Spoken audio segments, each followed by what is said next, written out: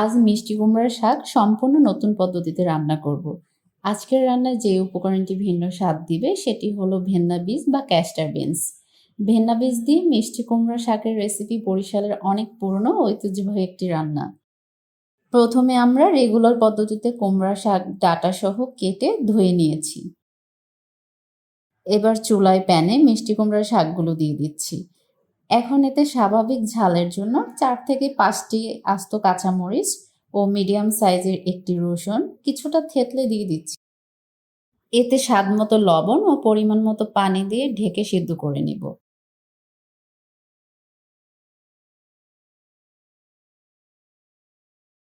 পানি খুব বেশি পরিমাণ দিবেন না, কারণ এই রান্নাতে কোনো এক্সট্রা ঝোল থাকবে না। পানির পরিমাণ এমন হবে যেন শাক সিদ্ধ হয়ে পানিটা শুকিয়ে যায়।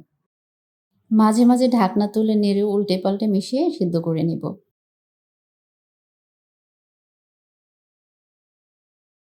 এখন আজকের মূল আকর্ষণ যে মসলাটা, অর্থাৎ ভেন্না বীজ বা ক্যাস্টার বিনস গুলো খোসা ছাড়িয়ে রেডি করে নিব।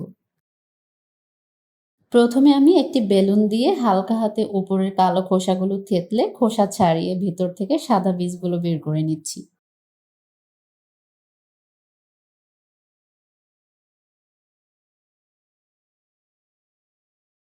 এই বীজগুলো বাজারে যে কোনো মশলার দোকানে কিনতে পাবেন।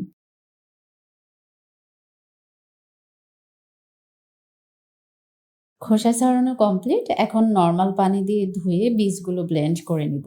আপনি চাইলে শিলপাটায় বেটে নিতে পারেন।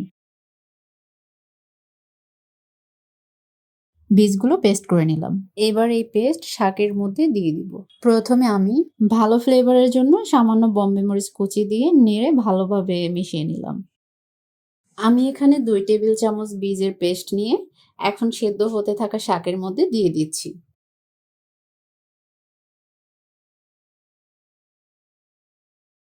এখন ঢেকে দিয়ে কিছুক্ষণ রান্না করে পানিটা পুরোপুরি শুকিয়ে নিব।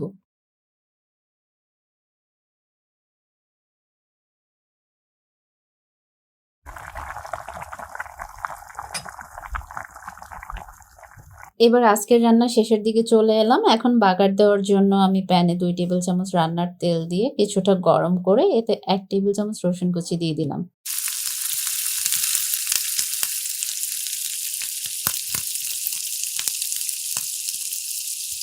এখন ভেজে কিছুটা বাদামি রং করে এর মধ্যে সেদ্ধ করা কুমড়া শাক দিয়ে ১ থেকে ২ মিনিটের জন্য ঢেকে দিব।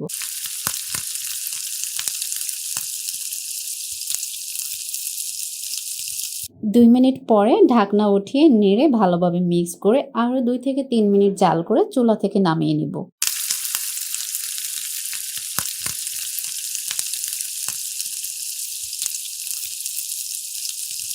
বরিশালের এই ঐতিহ্যবাহী রেসিপিটি অবশ্যই বাসায় ট্রাই করবেন। ইজি রেসিপিস বাই নাদিয়ার ফেসবুক পেজ ও ইউটিউব চ্যানেলটি অবশ্যই লাইক অ্যান্ড সাবস্ক্রাইব করবেন। এই তো হয়ে গেল আজকের রেসিপি, ভেন্না বীজ দিয়ে কুমড়া শাকের রেসিপি। এটি সাদা ভাত অথবা পোলাওয়ের সাথে খেতে খুবই মজার হয়। আজকের মতো এখানেই বিদায় নিচ্ছি। আল্লাহ হাফেজ।